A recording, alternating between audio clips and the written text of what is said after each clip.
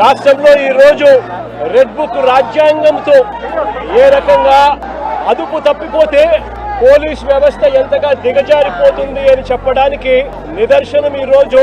తెనాలిలో మన కళ్ళ ఎదుటే కనిపిస్తా ఉన్న సత్యం. ఈరోజు నిజంగా ఈ ఘటన చూస్తే ఎలాంటి దారుణమైన పరిస్థితులు కనిపిస్తాయి అనంటే